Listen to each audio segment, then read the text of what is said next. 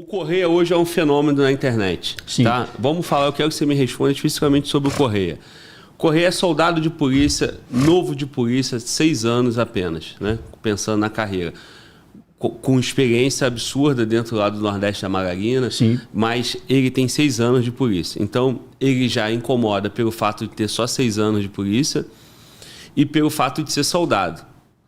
Aí o camarada chega num podcast, mostra valor, o público se identifica e ele hoje já reúne aí quase 300 mil seguidores, fora as pessoas que estão assistindo ele e não estão lá na rede. Sim. Então, hoje você vai ter na unidade do Correia, se ele tiver fardado lá na frente, vai estar o oficial superior, vai estar todo mundo e o público vai lá para tirar foto com o Correia. Acontecia isso comigo, os comandantes. Né?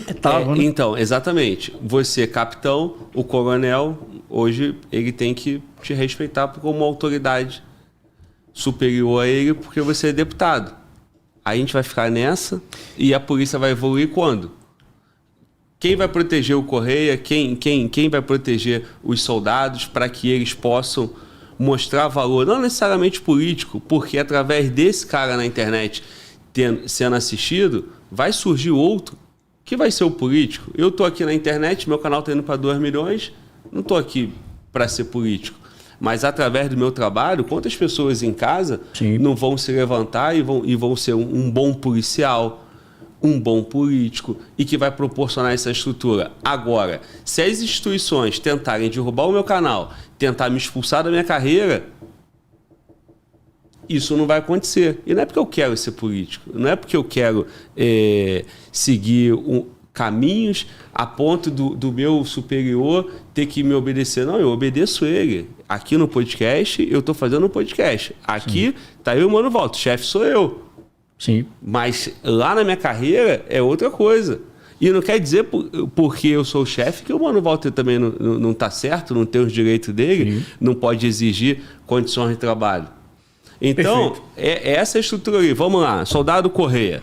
Perfeito. O que você acha que vai acontecer com o soldado Correia? O que você pode fazer para poder proteger ele? E o que pode ser feito para que a gente mude esse cenário e não só o soldado Correia, Ivan, Matos e vários outros policiais ao longo do Brasil possam mostrar valor na internet e possam contribuir para essa mudança?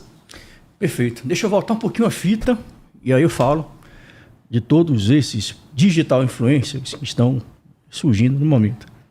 Eu estava falando, eu não consegui finalizar, eu falei de Michel Temer. Sim. À época foi um projeto de lei que foi votado para garantir as questões relacionadas à saúde mental dos profissionais de segurança. E dentro desse grande projeto que visava garantir direitos, garantias fundamentais, acesso a tratamento psicológico, indenização em caso de morte, indenização em caso de invalidez permanente ou temporária, que esse policial, no momento que fosse afastado em razão de se envolver no acidente, porque hoje o cara se envolve no acidente, se ele ficar mais de 30 dias afastado, corta até metade do salário dele. Ele perde a condição especial de trabalho, que é outra renda que ele ganharia, adicional. Ele corta porque está afastado da atividade operacional. Então, tudo isso veio nesse projeto como um grande guarda-chuva. E dentro desse projeto, tentaram aprovar a chamada liberdade de expressão, que qualquer cidadão brasileiro tem. É constitucional, é lícito, é previsto, direito constitucional. E aí tentaram colocar aquilo que é óbvio.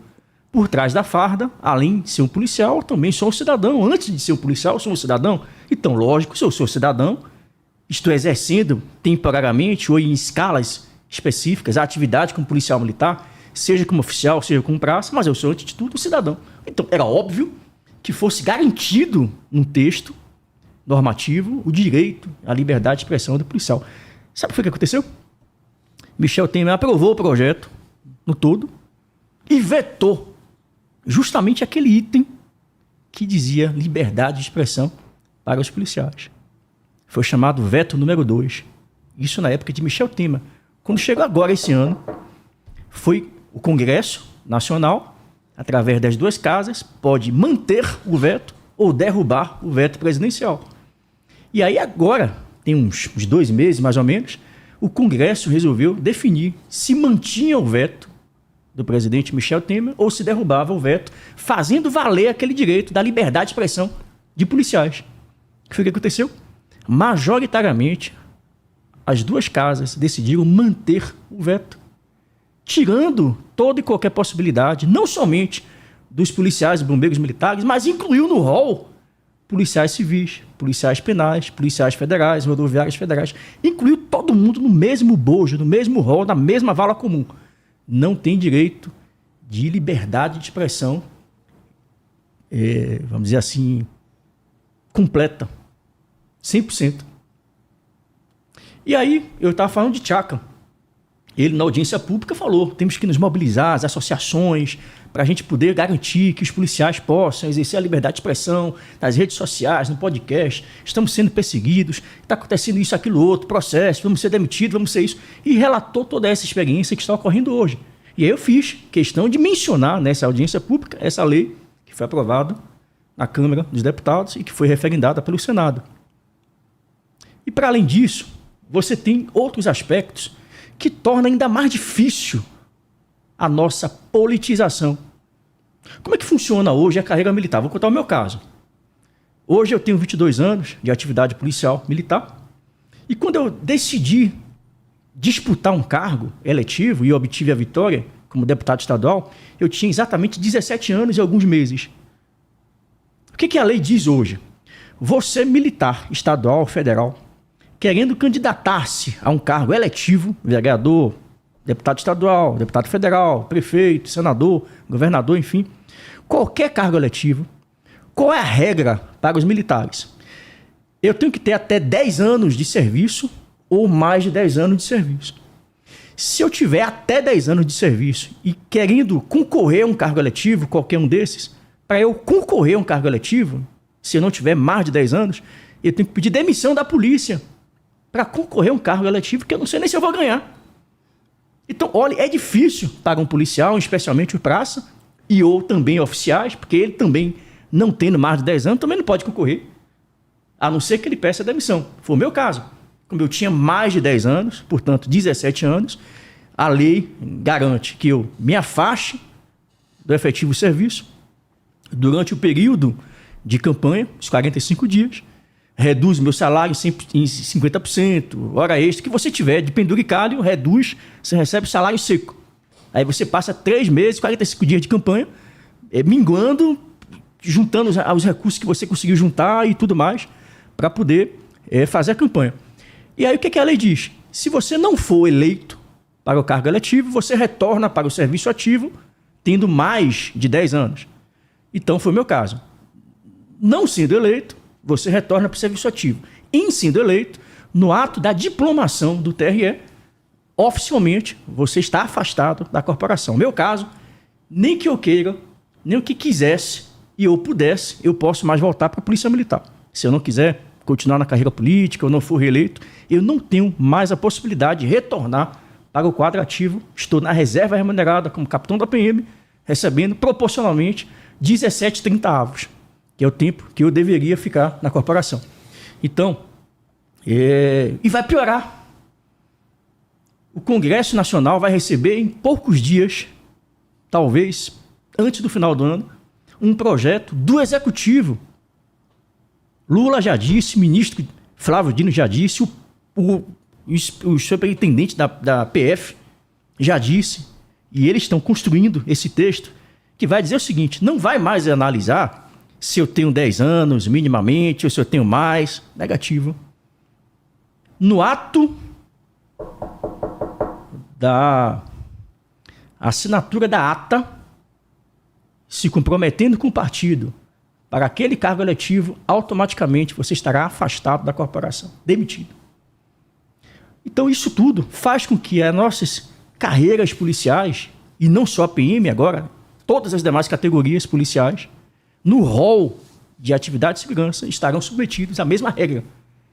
Então isso tudo é uma estratégia, é um mecanismo de tentar afastar cada vez mais os policiais e os militares da atividade político-partidária. Então hoje você tem uma situação que eu não posso ter associações, eu tenho associações, mas ela atua muito limitada, não pode fazer greve, não pode fazer isso, é altamente monitorado, vigiado.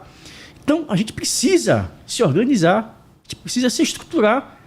Então, não adianta estar aqui dando braço a torcer, sangue, vou sair candidato e tal, se nós não nos unirmos nesse momento para evitar, inclusive, a aprovação desse projeto, já era todo e qualquer projeto político partidário. Se você quiser concorrer, você vai ter que pedir demissão. Então, esse é um problema que nós temos hoje e a gente precisa pensar daqui até o dia do encaminhamento desse projeto, mobilizar oficiais, praças, todos do Brasil para tentar evitar a aprovação desse projeto. Porque se for aprovado, vai ser realmente mais uma dificuldade para isso. Não sendo aprovado, no cenário atual, o que é que nós temos? Eu conversei com o soldado Correia, no dia que eu pedi a você o número. Isso, eu quero que você fale do Correia, mas assim, nós não estamos falando de policial candidato, tá? Nós estamos falando de policial ter o perfil dele no Instagram, policial mostrar o valor dele de policial. Lembrando que a polícia não faz esse trabalho ou faz muito precariamente. Então, assim, naturalmente vão ter policiais que vão querer ser político. No caso do Correia... alguns deles terminam tendo a opção política porque internamente ele ou vai ser limado, ou vai ser demitido, ou ele vai ser perseguido. Isso então, que eu ia te falar. Que ele tem. A minha pergunta para o Correia não está direcionada para a política, tá? Até porque... Pelo que eu conversei com ele aqui, não é o objetivo dele. É o cara que for falar a verdade. É só o cara que o público abraçou como um bom soldado. Né? Então, assim, por favor, me responda em relação ao Correia e sobre os policiais estarem na internet mostrando o seu valor. Isso não quer dizer necessariamente... Vai ser candidato. Exato. Não depende disso. Quando eu comecei há 2 anos atrás, eu nem tinha pretensão política. Nenhuma, zero. Eu terminei uma opção de partir para a política... que eu estava respondendo PDS, estava respondendo IPM, e estava realmente uma fase minha da vida que eu estava disposto a sair da polícia. Independente de ir para a política, eu estava realmente saturado, eu estava numa fase, eu estava no administrativo, me jogaram no administrativo. Te jogaram, tá vendo? É isso que eu tô falando. Eu nunca na minha vida... É sempre assim, nunca na minha vida, em 17 anos, nunca trabalhei em unidade administrativa. Minha vida inteira, 17 anos, foi rua. E por que foi para o administrativo? Ó, Correia está no administrativo, Tchaka está no administrativo, lá no Rio outros policiais foram jogados também no administrativo. Para a gente não conseguir responder a pergunta, o público está até me cobrando aqui no chat, pede pro Alden responder a pergunta sobre o Correia. Eu estou sendo extremamente pressionado. É porque eu acho que não foi respondido ainda. Pronto. Então eu tive que realmente... Você falou que ligou para ele, aí pagou ele. Aí eu mantive contato contigo depois que ele fez aquela live. Aí eu não tinha um contato de Correia. Eu fui saber que Correia, inclusive, votou em mim. Eu fui acompanhar. Ele até fez um desses cortes aqui. Porra, eu já mandei mensagem para Alden. Ele não teve tempo de responder ainda e tal. Eu não conhecia pessoalmente. Depois que eu passei a conhecer, acompanhando aqui no podcast, alguns vídeos que ele fazia também, lá na Bahia.